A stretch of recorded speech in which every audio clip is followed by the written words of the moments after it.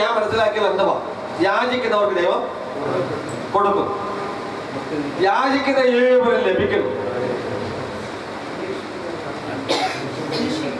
അന്വേഷിക്കുന്നവൻ കണ്ടെത്തുന്നു. ഇവിടെ അദ്ദേഹം വന്ന് യാചിച്ചു. മധുപുത്രനായിരുന്നു ആ സ്നേഹിതൻ, അദ്ദേഹത്തിന്റെ സ്നേഹിതൻ പോയി യാചിച്ചു. യോബിപുത്രനായിരുന്നു അദ്ദേഹത്തിന്റെ സ്നേഹിതൻ ഇദ്ദേഹം ഇവിടെ പോയി പറഞ്ഞു, അന്വേഷിച്ചു, കണ്ടെത്തിയപ്പോൾ മനസ്സിലായി ഈ സഹോദരന്റെ വീട്ടിലുണ്ട് അപ്പം. അവിടെയുള്ള വേറെ എങ്ങും അപ്പത്തിന് യാതൊരു മാർഗവും ഇല്ല.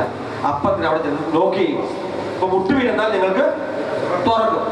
നമ്മൾ അറിഞ്ഞേക്കുന്നത് അങ്ങനെയാണ്, ദൈവം പഠിപ്പിച്ചതും അങ്ങനെയാണ്, യേശു പറഞ്ഞതും അങ്ങനെയാണ്. പക്ഷെ അതിന് അടുത്ത വാക്യത്തിൽ പറയുന്നു, വായിച്ചട്ടെ, മുട്ടുവീണെന്നാൽ നിങ്ങൾക്ക് തുറക്കും. അടുത്ത വാക്യം, അങ്ങ് ദോഷികളായ നിങ്ങൾ, ഒരു വാക്യമുണ്ട് അവിടെ. താഴോട്ട് വായിച്ചാട്ടെ. നിങ്ങളിൽ ഒരു മകൻ വന്ന് അപ്പനോട് അപ്പൻ ചോദിച്ചാൽ അവന് കല്ല് കൊടുക്കുവോ? കൊടുക്കത്തില്ല. പിന്നെ അടുത്തത്, മീൻ ചോദിച്ചാൽ മീനിന് പകരം പാമ്പിനെ കൊടുക്കുമോ? കൊടുക്കത്തില്ല. പിന്നെ മുട്ട ചോദിച്ചാൽ बच्चा आके पिताजी के साथ पूछे हमको अंडा दे दो, हमको अंडा खाना के दे दो, क्या देगा उसको? अंडा देगा और दूसरा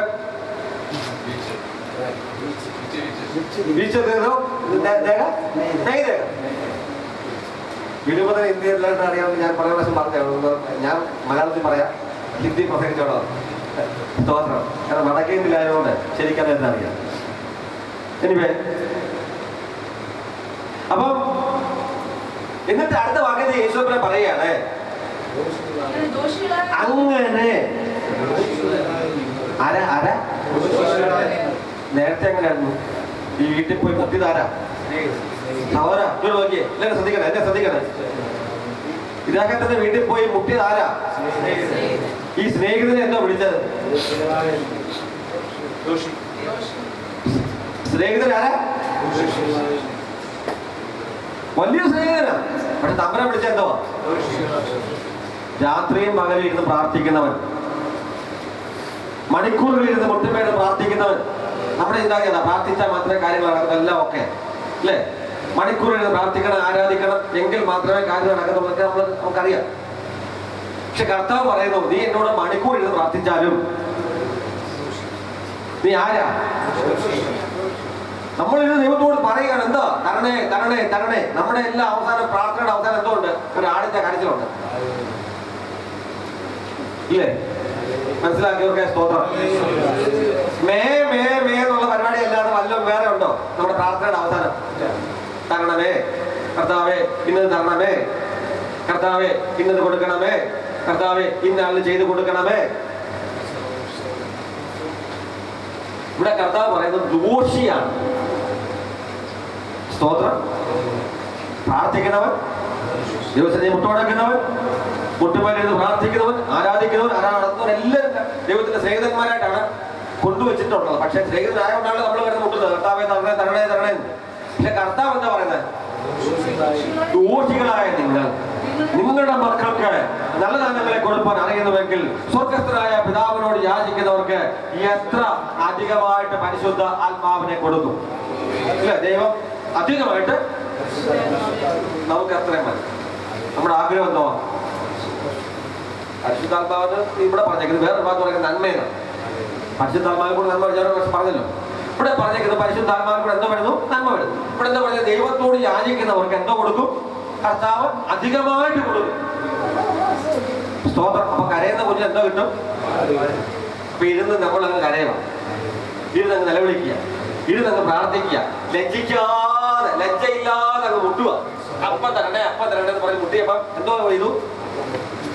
ശല്യം മുഖാന്തരം. ഇവനെ കൊണ്ട് വലിയ ശല്യമാണല്ലോ, അല്ല ഇവളെ കൊണ്ട് വലിയ ശല്യമാണല്ലോ, കൊച്ചുങ്ങളും കിടന്ന് തുടങ്ങുന്നത്, ഞാനാണെ കഥ അടച്ചേക്കുക, ഇനി ഇടയ്ക്ക് വന്ന് ഈ പിള്ളേരെ എന്നെ ശല്യം ചെയ്യുവാണല്ലോ എന്ന് വിചാരിച്ച്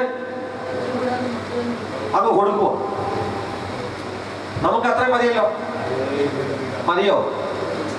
മതി. തല കുലിക്കാറുണ്ട്, കുലിക്കാതെ എന്ത് പറയണമെന്ന് ആലോചിക്കാറുണ്ട്, ഇല്ലേ? സന്തോഷമുള്ള നേരത്തെ പ്രിയമുള്ളവരെ, ഞാൻ നിങ്ങളെ പ്രത്യേകമായിട്ട് ഒരു പോയിന്റിലേക്ക് കൊണ്ടുവരാൻ പോകും. അതിനകത്തൊരു പോയിന്റ് ഒളിഞ്ഞു കിടപ്പുണ്ട്, ഒരു വാക്ക് തുടങ്ങി കിടപ്പുണ്ട്. മനസ്സിലാക്കിയോ ദൈവത്തെ ശ്രദ്ധിച്ചാണ്, മനസ്സിലാക്കിയോ ദൈവത്തെ ശ്രദ്ധിക്കാനാണ്. ആ പോയിന്റ് അറിഞ്ഞോ? എന്തോ ആ പോയിന്റ്? അല്ല, പരിശുദ്ധാത്മാവിനെ അല്ല. ഈ സഹോദരൻ, ഈ ആള് അപ്പം ഉള്ളതെന്നൊരു കാര്യം പറയും. എന്താ പറഞ്ഞറിയോ?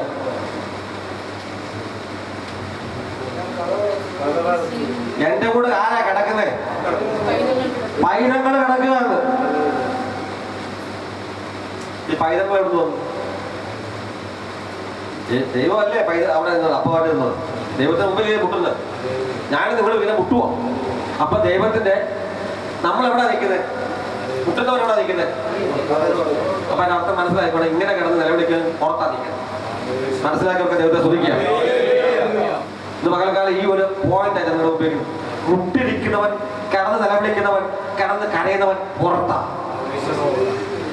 പക്ഷെ അകത്തൊരു കൂട്ടം ജനമുണ്ട്, അകത്തൊരു കൂട്ടം ഒരു വിഭാഗം പൈതങ്ങൾ കിടപ്പുണ്ട്. ഇത് പകൽക്കാലം പൈതങ്ങളായി തീരുമാനമായിട്ടാണ് ഞാൻ നിങ്ങളെ വിളിക്കുന്നത്. അവർ ആരും യാചിക്കാത്ത, കരയാത്ത, ചോദിക്കാത്ത, വേണ്ടുന്നത് അറിയുന്ന പിതാവ് തന്നോട് തന്റെ മക്കൾക്ക് വേണ്ടുന്നത് കൊടുക്കുന്ന, അറിയുന്നതിനേക്കാൾ അവൻ ചോദിക്കുന്നതിനേക്കാളിലും നനയ്ക്കുന്നതിനേക്കാളിലും അത്യന്തപരമായി നമ്മളിലേക്ക് പകരുവാൻ കഴിയുന്ന ആ ദൈവശക്തിയായവൻ, ആ സർവശക്തനായ ദൈവം അവന്റെ മക്കളായി അവന്റെ കരങ്ങളിൽ ചേർന്ന് കിടക്കുന്ന പൈതങ്ങളായി തീരുവാൻ ഇന്ന് പകൽക്കാലം ഞാൻ നിങ്ങളെ ആഹ്വാനം ചെയ്യുകയാണ്.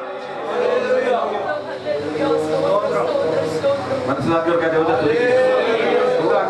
ആഴത്തിൽ ചിന്തിച്ചു നോക്കട്ടെ. യേശുക്രിസ്തുവിന്റെ കൂടെ പുറത്ത് നിന്ന്, യേശുക്രിസ്തുവിന്റെ കൂടെ അല്ല, യേശുക്രിസ്തു അല്ലെ പിതാവായ ദൈവം അകത്തായിരിക്കുമ്പോൾ പൈതങ്ങളുമായിട്ട് കിടന്നുറങ്ങി അവർക്കുള്ളത് അടച്ചു വെച്ചിട്ട് അവൻ പിതാവ് കിടന്നുറങ്ങുമ്പോൾ, അല്ലെ പിതാവ് അവിടെ ആയിരിക്കുമ്പോൾ, പൈതങ്ങൾ ഉറങ്ങുമ്പോൾ അവൻ പുറത്ത് നിന്നിട്ട് തരണേ തരണേ എന്ന് പറയുന്നവരായിട്ട് ജീവിക്കണോ, അത് അകത്തുള്ള മക്കളായിട്ട് ജീവിക്കണോ? സ്തോത്രം, സ്തോത്രം. രണ്ട് വിഭാഗം ആൾക്കാരാണ്. ഒന്ന് പുറത്ത് നിന്ന് തരണേ തരണേ എന്ന് പറയുന്നു, ഒന്ന് അകത്ത് അപ്പന്റെ കൂടെ അപ്പന്റെ കരങ്ങളിൽ ചേർന്ന് കിടക്കുന്നവർ. പൈതങ്ങൾ എവിടെ കിടക്കുന്നത്? അത് വേറെ ദൂരെ പോയി കിടക്കൂ. പൈതങ്ങൾ എവിടെ കിടക്കുന്നേ? കേട്ടിരിക്കുന്നു, അപ്പനോട് ചേർന്ന് മുട്ടിയിരിക്കുക. ഇത് തന്നെ നോക്കിയാൽ മതിയല്ലോ. ഇത് തന്നെ എക്സാമ്പിളാ. സ്തോത്രം, സ്തോത്രം. ഇങ്ങനെ അപ്പനോട് ചേർന്നിരിക്കാൻ കഴിവുള്ള അതിനുവേണ്ടി ശ്രമിക്കുക. അതിനുവേണ്ടി ശ്രമിക്കുന്നവർക്കായി ദൈവത്തെ സ്തുതിക്കുക. അതിനുവേണ്ടി ഇന്നുകൊണ്ട് ശ്രമിക്കണം. ആ ഒരു അവസ്ഥയിലേക്ക് കടന്നു പോകണം. നമ്മളങ്ങനെ പ്രാർത്ഥിക്കാൻ വരുമ്പോൾ കർത്താവിനെ ഇന്ന് ഞാൻ തന്നെ നോക്കിക്കോ, രാവിലെ വന്ന് ആരാധിക്കുന്നത് ഒരു പാട്ട് പാട്ടുമ്പോൾ ഒരു ഉണർവൊന്നുമില്ല. പിന്നെ എല്ലാവരും സമർപ്പിച്ച് കഴിഞ്ഞാലേ ഉള്ളൂ ഒരു ഉണർവ്. എന്താ കാര്യം? നമ്മൾ പ്രാർത്ഥിക്കാൻ പോകുമ്പോൾ നിൽക്കുമ്പോൾ എന്താ പറയുന്നത്? കർത്താവേ എന്തോ പറയുന്നത്? തുടക്കം എന്തോ പറയുന്നത്? പറ. കർത്താവേ നിന്റെ സന്നിധിയിലേക്ക് വരുന്നു. ഇതുവരെ ഞങ്ങളുടെ സന്നിധിയിൽ അല്ലായിരുന്നു, പുറത്തായിരുന്നു. 24 മണിക്കൂർ നമുക്കുണ്ടെങ്കിൽ, ദൈവത്തിനുണ്ടെങ്കിൽ 24 മണിക്കൂർ നമ്മൾ പുറത്തായിട്ട് അരമണിക്കൂർ ദിവസം പറയും കർത്താവെ സന്നിധിയിലേക്ക് ഞങ്ങൾ വരിക. 24 മണിക്കൂർ ഞാൻ ലോകചിന്തയിൽ പോയി അരമണിക്കൂർ ഞങ്ങളുടെ സന്നിധിയിലേക്ക് വരിക. പൈതങ്ങൾ അങ്ങനല്ല, പൈതങ്ങൾ അങ്ങനല്ല. അതേണ്ട അപ്പന്റെ സാന്നിധ്യം, അമ്മയുടെ സാന്നിധ്യം വിട്ട് പൈതങ്ങൾ നിൽക്കത്തില്ല. അങ്ങനെയെങ്കിൽ ഇന്ന് പകൽക്കാലം ഞാൻ പറയട്ടെ, പൈതങ്ങളായി കർത്താവിനോട് കൂടെ ചേർന്ന് കിടക്കുന്നതായി മാറുവാൻ ഞാൻ നിങ്ങളെ ആഹ്വാനം ചെയ്യുകയാണ്. ആ ഒരു അവസ്ഥയിലേക്ക് നമ്മുടെ പ്രാർത്ഥന മാറണം. തരണേ തരണേ തരണേ എന്നുള്ള പ്രാർത്ഥനയല്ല. ദൈവത്തോട് കൂടെ വസിക്കുന്നവൻ അവനുമായിട്ട് ഇടുകിച്ചേർന്ന് ഏകാത്മാവിനായി ജീവിക്കുന്ന അവസ്ഥയിലേക്ക് കടന്നു വരിക. ഇത് നമുക്ക് കാര്യം സാധിക്കണമെങ്കിൽ അന്നേരം മാത്രം ഒരു ഉപവാസം, അന്നേരം മാത്രം ഒരു പ്രാർത്ഥന, അന്നേരം മാത്രം ഒരു കയ്യടി, അന്നേരം മാത്രം അതിന് വേണ്ടത് കാര്യസാധ്യത്തിന് വേണ്ടി ഒരു ഉപവാസം. അല്ലാതെ ഞാൻ ചോദിക്കട്ടെ, ദൈവത്തോട് ചേരാനായിട്ടുള്ള ഒരു ജീവിതമുണ്ടോ? എന്താണ് ദൈവസാന്നിധ്യം? വാഹനം ഓടിക്കുന്നവൻ വാഹനം ഓടിക്കുമ്പോൾ ദൈവസാന്നിധ്യത്തിലാണ്, സംസാരിക്കുമ്പോൾ അവൻ ദൈവസാന്നിധ്യത്തിലാണ്, അവൻ ജോലി ചെയ്യുമ്പോൾ, അവൻ അടുക്കളയിൽ ജോലി ചെയ്യുന്ന സഹോദരിമാർ ഏത് ജോലി ചെയ്യുന്നോട്ടെ, പോലീസുകാരനായിക്കോട്ടെ, അല്ലെങ്കിൽ ലോകത്തിൽ എന്ത് ജോലി ചെയ്താലും ആ ജോലിയിൽ ദൈവസാന്നിധ്യം വിടാതെ നിൽക്കുന്നവനാണ് ദൈവത്തിന്റെ മകൻ. സ്തോത്രം, സ്തോത്രം, സ്തോത്രം, സ്തോത്രം. അങ്ങനെ ദൈവസാന്നിധ്യം ദൈവസന്നിധിയിൽ നിൽക്കുന്ന ഒരു വ്യക്തി അവൻ ഒരിക്കലും കള്ളം പറയാൻ തോന്നത്തില്ല. കാരണം അവന്റെ ഉള്ളിൽ കുറ്റബോധം ഉണ്ടാവും. കാരണം അവന്റെ കൂടെ അകത്ത് അപ്പനുണ്ട്, അവന്റെ ഉള്ളിൽ ഒരു ജീവനുണ്ട്. അത് സർവശക്തനായ ദൈവമാണ്. ഞാൻ നേരത്തെ പറഞ്ഞ പോലെ ആലയത്തിനകത്ത് ആരുണ്ട്? യേശു ഉണ്ട്. ഈ ദൈവത്തിന്റെ പൈതലാണെങ്കിൽ ഈ ദൈവത്തെ അവൻ വഹിക്കുന്ന ഒരു വ്യക്തിയായിട്ട് ഈ ലോകത്ത് ദൈവിക പ്രതിനിധിയായിട്ട് നിൽക്കുവാനാണ് ദൈവം ആഗ്രഹിക്കുന്നത്. ആരാധിക്കാനാ? ദൈവത്തിന്റെ പ്രതിനിധി എന്ന് വെച്ചാൽ എന്തുവാ? അതുകൊണ്ടാണ് പറഞ്ഞത് ഞങ്ങൾ ക്രിസ്തുവിന്റെ സ്ഥാനാപതികളാകുന്നു. ആരാണ്? ഞങ്ങൾ ക്രിസ്തുവിന്റെ സ്ഥാനാപതികളാകുന്നു. We are the ambassadors of the Christ. ഞങ്ങൾ ക്രിസ്തുവിന്റെ സ്ഥാനാപതികളാകുന്നു. ക്രിസ്തുവിനെ ഞങ്ങൾ ഈ ലോകത്തിന് കാണിച്ചു കൊടുക്കണം. എന്നെ നിങ്ങളെ കാണുമ്പോൾ ആരെ കാണിച്ചു കൊടുക്കണം? ദൈവ സാന്നിധ്യം നഷ്ടപ്പെടാത്തതായിരിക്കണം. അതിനാണ് ദൈവം നമ്മെ വിളിച്ചിരിക്കുന്നത്. അപ്പൊ രണ്ടു കൂട്ടം ജനങ്ങളെ ഇവിടെ കാണിക്കുന്നത്. അതിനകത്ത് മറഞ്ഞിടക്കുന്ന മറമ ഇതാണ്: പൈതങ്ങൾ. പിതാവേ എന്ന് വിളിക്കുന്ന പൈതങ്ങൾ, അപ്പ എന്ന് വിളിക്കുന്ന പൈതങ്ങൾ. അതിനാ ഒരു കർത്താവ് താഴെ പറഞ്ഞു: ദോഷികളായ നിങ്ങൾ പുറത്ത് നിന്ന് മുട്ടുക, തരണേ തരണേ. ഇന്നോട്ട് തരണേ തരണേ തന്നെ പറയേണ്ടത്. തന്നതിനായിട്ട് സ്തോത്രം, നടത്തുന്നതിനായ സ്തോത്രം, ദൈവസാന്നിധ്യം ഉള്ളതിനായ സ്തോത്രം. അതുകൊണ്ട് എല്ലാത്തിനും സ്തോത്രം പറയാൻ പറ്റില്ല. കാരണം എല്ലാത്തിനും സ്തോത്രം. ആഹാരം കഴിച്ചതിനായ സ്തോത്രം, ആഹാരം തന്നതിനായ സ്തോത്രം, ആഹാരം കൊടുക്കാൻ മനസ്സുള്ളതിനായ സ്തോത്രം. നമുക്ക് കൊടുക്കാൻ മനസ്സുണ്ടോ? ആർക്കെങ്കിലും? ഇപ്പൊ ഞാൻ ഈയിടെയായിട്ട് ബർത്ത്ഡേയുടെ കാര്യം അതിനകത്ത് പറയാറില്ല. അതുകൊണ്ട് ആരെങ്കിലും കൊടുക്കുമോ? ഞാൻ മനഃപൂർവ്വം നോക്കിക്കൊണ്ടിരിക്കുക ആരും കൊടുക്കുമെന്ന് അറിയാം. സ്തോത്രം മേടിച്ച് നമ്മൾ എടുക്കണേ കൊണ്ടുവെക്കാൻ പറ്റുമോ? സ്തോത്രം. കഴിഞ്ഞ മാസം ഒരാളെ കഴിഞ്ഞു പോയി ഇവിടുന്ന്. മിണ്ടിയില്ല, ഞാൻ ചോദിച്ചില്ല. നിങ്ങൾക്കറിയാം ആരുടെയൊക്കെ കഴിഞ്ഞു പോകുന്നു. സ്തോത്രം. നിങ്ങൾ എവിടെയാ വസിക്കുന്നത്? നിങ്ങൾ ദൈവമായിട്ട് ബന്ധത്തിലാണെങ്കിൽ, ദൈവമായിട്ടുള്ള ബന്ധത്തിലാണോ, ദൈവ സാന്നിധ്യത്തിലാണെന്നുണ്ടെങ്കിൽ പിന്നെ ഞാനില്ലല്ലോ. യോഹന്നാൻ സ്നാപകൻ പറഞ്ഞു, എന്താ പറയാ? ഞാനോ കുറയണം, നീയോ വളരെ. ക്രിസ്തു നമ്മളിൽ ഉണ്ടെങ്കിൽ നമ്മൾ ഒന്നുമല്ലെന്ന് അറിയത്തുള്ളൂ. അന്നേരം അറിയത്തുള്ളൂ. അതുവരെ ഞാൻ ഏതാണ്ടാക്കിയ യേശു എന്റെ ഉള്ളിൽ വന്നു കഴിഞ്ഞാൽ, യേശുമായിട്ടുള്ള ബന്ധത്തിലേക്ക് ഞാൻ അടുത്തു കഴിഞ്ഞാൽ, യേശുവിന്റെ സാന്നിധ്യത്തിൽ ഞാൻ ജീവിച്ചു കഴിഞ്ഞാൽ പിന്നെ ഞാൻ ഒന്നുമല്ലെന്നൊരു ബോധം. ഒന്നുമല്ലാതൊരു ബോധം വരുന്നത് എപ്പോഴാ? യേശു നമ്മുടെ ഉള്ളിൽ വരപ്പെടാം. വിചാരിച്ച പറഞ്ഞില്ലല്ല, പ്രവൃത്തിയിൽ, ജീവിതത്തിൽ. ഇവിടെ പോയിക്കും പൈതങ്ങളും കിടന്നുറങ്ങുന്നു. പൈതങ്ങൾക്കുള്ളത് തമ്പുരാൻ എന്തേരിക്കുക? അടച്ചു വെച്ചിരിക്കുക. അത് ഉത്തരം കൊണ്ടുപോകാൻ നിങ്ങൾ സമ്മതിക്കത്തില്ല. അത് നീ ചോദിക്കേണ്ട കാര്യമില്ല. അതിന് നീ കിടന്ന് നിലവിളിക്കേണ്ട കാര്യമില്ല. അതിന് പിന്നാലെ കിടന്ന് നീ ഓടുന്ന കാര്യമില്ല. നിനക്ക് വേണ്ടിയുള്ളത് ദൈവം മുന്നമായി കരുതിയിരിക്കുകയാണ്. എന്റെ പൈതങ്ങൾക്ക് വേണ്ടിയുള്ളത് ഞാൻ മുന്നമായി കരുതി വെക്കുന്നതായിരിക്കാൻ, അവർക്ക് വേണ്ടിയുള്ളത് ഞാൻ കരുതി വെക്കുന്നതായിരിക്കാൻ ആ പിതാവായ ദൈവം എനിക്ക് നിങ്ങൾക്ക് വേണ്ടി മുന്നമേ കരുതി വെച്ചിരിക്കുകയാണ്.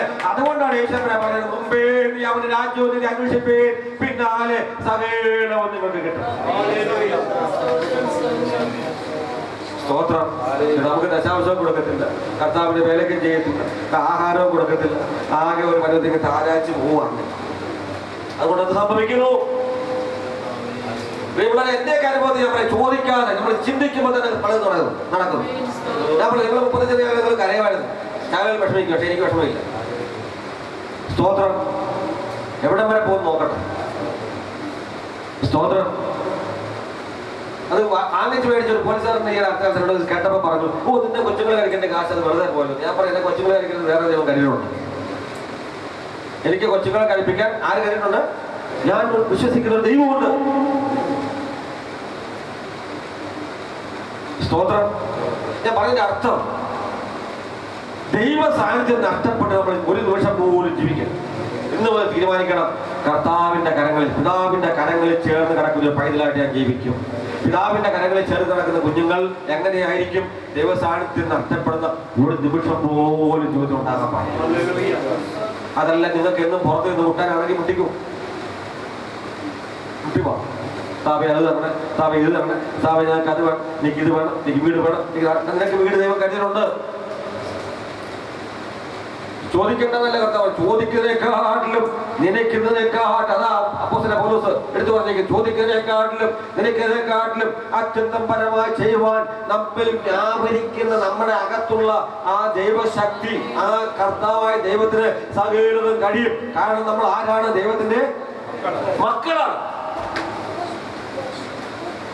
ഇവിടെ അപ്പോസ്തലൻ പൗലോസ് ലേഖനത്തിൽ പറയുകയാണ്, അപ്പാ പിതാവേ എന്ന് വിളിക്കുവാനുള്ള, അപ്പാ പിതാവേ എന്ന് വിളിക്കുവാനുള്ള പുത്രത്വത്തിന്റെ ആത്മാവ്, സ്വപുത്രനായ ക്രിസ്തുവിന്റെ ആത്മാവിന് നമ്മുടെ മേൽ പകർന്നിരിക്കുന്നത് കൊണ്ട് നമ്മൾ ഈ ദാസന്മാരല്ല, പിന്നെയോ പുത്രന്മാരത്രേ.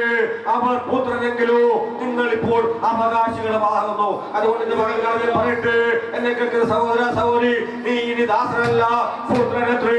വിശ്വസിക്കുന്നവർ സന്തോഷത്തോടെ ദൈവത്തോട് അവൻ പറഞ്ഞാട്ടെ, ഞാൻ ദാസനല്ല, ഞാൻ പുത്രനാണ്, ഞാൻ പുത്രനാണ്, ഞാൻ പിതാവിന്റെ കരങ്ങളിൽ ചേർന്ന് കിടക്കുകയാണ്. എന്റെ പിതാവിനോട് കൂടെ അകത്താണ് എന്റെ വാസം, അകത്താണ് എന്റെ വാസം, പുറത്താണ് വസിക്കുന്നത്.